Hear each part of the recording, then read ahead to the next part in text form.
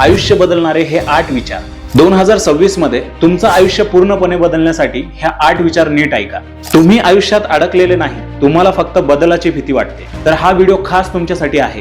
ते 8 विचार कोणते हे माहिती करण्या अगोदर या व्हिडिओला लाईक करा, शेअर करा आणि तुमच्या डेली सेल्फ इम्प्रूव्हमेंट आणि हेल्थ हॅकसाठी दीपक फिटनेस कोचला नक्की फॉलो करा. नंबर 1, बदलाची भीती. तुम्ही जिथे आहात तिथे अडकलेले नाही, फक्त पुढे जाण्याचं धाडस हवं. नंबर 2, सुरुवात करा.